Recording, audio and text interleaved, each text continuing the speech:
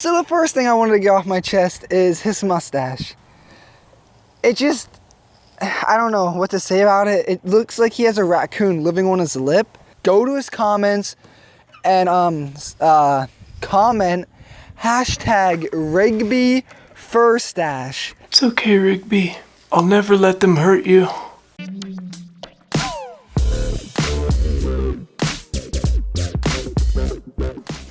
Welcome back, everybody, to Lackluster Gaming, the show for those who love to game but know they're mediocre at best. Today we got some very exciting stuff going on. So first off, we know that the Goblin game was released and it's a lot of fun to play with. They got a video coming out tomorrow with a deck featuring the Goblin gang. But before we move any further, I want to talk about it. See, already there's been this glitch, which doesn't really affect the outcome of the game, but we've already noticed that while placing the Goblin gang, it appears as if there are 6 stab goblins, rather than the 3 and 3 that the card actually contains. But even more importantly is the idea that we are now out of card updates. We know from a video that I'll reference right up there that there is a huge update coming to Clash Royale. Now, based on previous updates, usually they come around the 20th of the month, but they are announced about 15 to 20 days earlier. So we are expecting that there will be a massive update coming to us late in March, including things like changing the clan chest, a new clan chest, removing legendary trophies, and other things. Again, click the link up there if you want to know more information about those topics.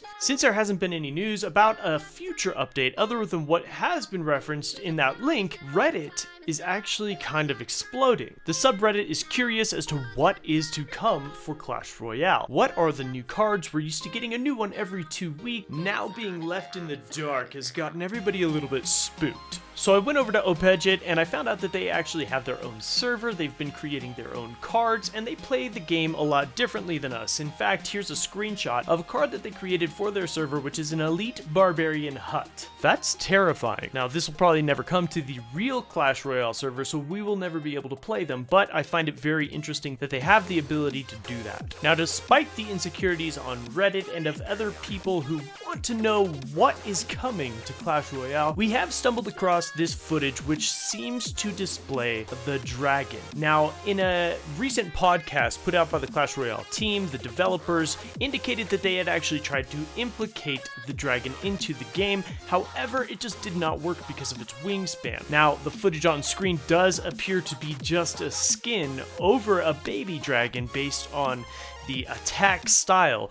but it is kind of interesting that the elixir cost has changed and some of the other things are a little bit different about it as well. Now, I can't help my curiosity, and it is further compounded by the release of this picture, which appears to be a dragon card. However, realistically, most of this is just speculation, as most of these releases are just fan art or people trying to fool us.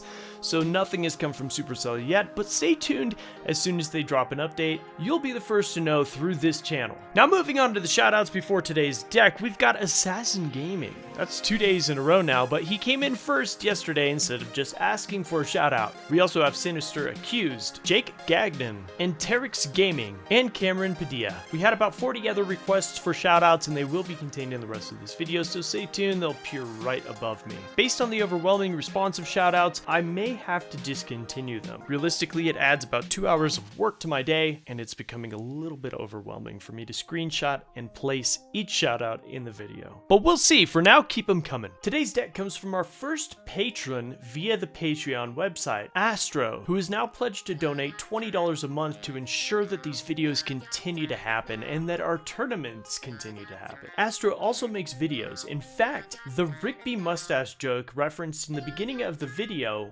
was from a roast that Astro did on me yesterday. I was cracking up watching it. I loved it. I want you guys to roast me too. Make it a video, pop it up, send me a link on Twitter, but go down below into the description and check out Astro, check out the roast, drop him a sub. He's a great guy. He's making sure that this content continues to be produced and presented to you guys. If you don't know what Patreon is, it's a way for you guys to help fan fund this show. It's obviously not required that you guys donate, but it is greatly appreciated.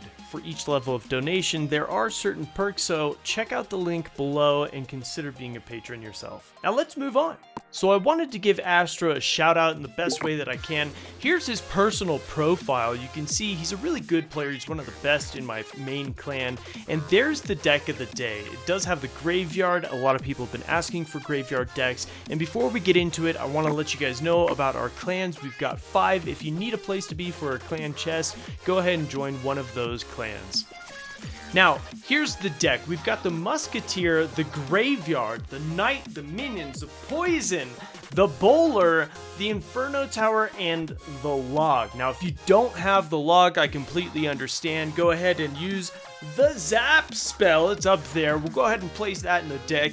Now, unfortunately, the only other card that is a legendary that I don't expect you guys to have is the Graveyard, but this is a Graveyard deck, so if you don't have it, this video might not be for you, and I apologize. But here we go. We're checking this out, and as you can see, he is a level 12. Now, he's going up against a level 11 here. But pay attention to the card levels. If you pay real close attention, you'll see that Astro is only a level 12 defined by how many cards he's donated in the LackLuster YT community. He's an incredible guy. He always donates his cards, and that's why his personal card levels are so low, but his personal tower level is so high. Does that make a lot of sense? I looked into it a lot at first because he sent me these replays and I was like, whoa, I didn't even know he was a level 12 when he sent me the replays. But if you take a good look at it, he's actually fighting players with higher level cards than him. He's only got a level 4 bowler, and a lot of the epics that he's going up against are a level 5. So let's figure out how to use this deck, right? He's got this giant skeleton coming. He waits and he places down the minions in the back to take out the spear goblins while the knight takes care of the giant skeleton. Now, if you didn't know already, the 3 elixir knight already counters by itself the giant skeleton. So realistically, the minions wouldn't have been necessary except to take out those spear goblins in the back. So, you know, you gotta play it how you need to. But the Knight is a really worthy card. Now, his Knight in particular is a level 12, which is fairly high, but not for a level 12. Level 12s usually have either level 12 commons or level 13 commons. So, here we got an Inferno Tower. He places down the poison to take care of all those cheap troops, and that Inferno Tower is going to take out the giant skeleton, and he had to place that Musketeer down to prevent the giant skeleton from actually reaching the tower. So otherwise, that bomb death damage after that big update that we had a couple weeks ago or months ago now would have been devastating and would have taken him out. So now he's working on a 3 crown, doing a lot of defense, and now he's just trolling with his graveyard up in the front, which is actually not a horrible move. It is kind of a troll move, but at the same time, look at that. Placing the knight in the pocket makes both towers lock onto it, and all those skeletons and everything else was able to merge onto the king tower and almost take it out for a 3 crown because the other opponent just gave up. Pretty dope. I love it. I love trolls. Alright, moving into the second match now. And this is really interesting. That was kind of weird. This is really interesting though because I don't normally play replays in this fashion. I do pre-record and narrate over my replays at times, but in this sense, we actually get to see the other opponent's elixir and the card level, which is very, very interesting. So we've got a standard pig push coming in. The Ice Golem with the Hog, it's easily taken out. The Inferno Tower is a hard counter. That log right there probably wasn't necessary, but did prevent any damage almost whatsoever from accruing onto Astro's tower.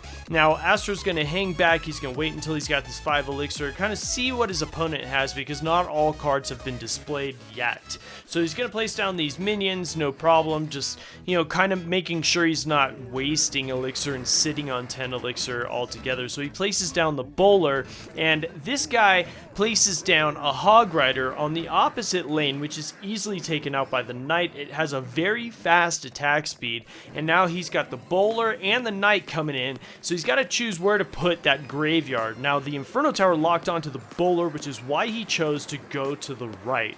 And check that out. They accumulate all around that tower, taking about half of its hit points down. So it's doing a lot of work for him. And the guy's kind of surprised too, because like the log was the only thing that he had to defend with, and it really wasn't enough. If he had something like minions or he put down his 1 elixir skeletons, he probably would have been okay.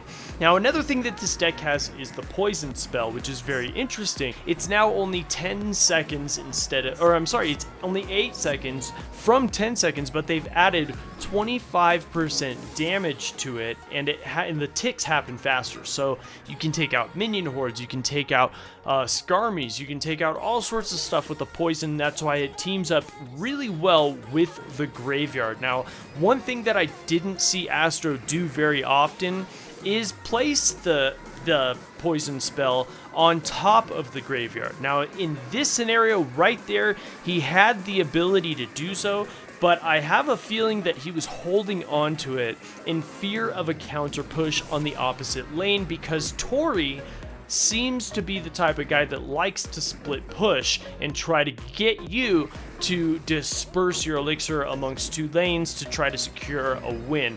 But there you go, another graveyard and a knight push. It's a really simple, really hard to defend push, but it's effective. The graveyard is probably the most overpowered legendary card there is when used correctly, as it's the only legendary card that can fully take out a tower if undefended, other than the Inferno Dragon. And Sparky as well, but they're like fairly easily countered, I guess. But now Astro did give me some tips, so I'm going to pull those up just to give you guys his idea on how to use the deck, and I'm just going to read it verbatim straight from him as he listed them off in a 1, 2, 3 fashion as soon as I can find them. Here they are. Okay. This deck is really good at stopping pushes, then going onto a counterattack, which is great because I love that type of playstyle. So he recommends defending with this deck and then using your defensive troops to push back offensively and then drop a graveyard. Pretty much the best way to use a graveyard spell.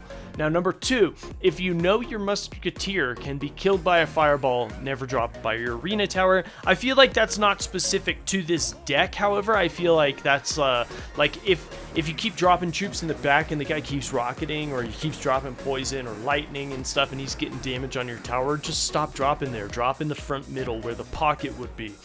Number 3, when facing the giant or golem decks, or any really beatdown decks that are on the ground, make sure you place your Inferno and Musketeer far enough apart so that lightning can't hit both. And I think that is a really great tip when using this deck, especially because lightning has made a huge comeback. We're seeing it a lot in tournaments right now. I'm seeing it a lot on ladders too with these big beatdown decks, especially with these under-leveled players with over-leveled Royal Giants that just have like almost no skill, and the only way that they get any damage onto a tower is by placing a Royal Giant, a Lightning, and a Furnace. So make sure you split up everything so that you can survive a lightning attack. Now, this deck does not have an ice golem, because usually if you see a lightning attack striking, you can place down an ice golem and it's got a lot of health and it will take one of the bolts for all of your troops. But this does have the knight, so it's a similar situation. You can use the knight to place it before that third strike happens and suck up a lot of the damage. Now here you go, classic example of the number 1 tip that Astro gave us: defend and then counter attack. And it looked like it was going to go very well, but this guy had a giant skeleton, so it kind of got stuffed right there, but it's all right. So normally, if the giant skeleton wouldn't have stuffed everything because of the death damage of that bomb, that counter push would have been huge. Now here you go again, pretty much the same thing going back and forth, and we're seeing the same base pushes, so somebody's got to change. Astro drops the poison and the graveyard at the same time, and that's a big, heavy push, but because the bowler is such a great defensive card, as well as the knight being such a great defensive card, card, it really works to his advantage. So there you go, you got the Musketeer locked onto the tower. It gets about 4 hits, or maybe 3 hits. Bash Pro, man, you're absolutely hilarious. Thank you so much. And I got his roast too. We're gonna roast all these roasters back, guys, coming up soon. I got 4 to respond to pretty soon. But look at this big push coming in. Now notice his placement of the Inferno Tower. He logged everything back and then placed his Inferno Tower to ensure that it locked onto the balloon first, because the balloons are so OP and would have been completely deadly had he, you know, placed it incorrectly. It would have been totally dead. And now his opponent, Brandon, is getting desperate, but Astro is just a poison away. He drops it, and there you go. Pretty easy win. Pretty awesome deck.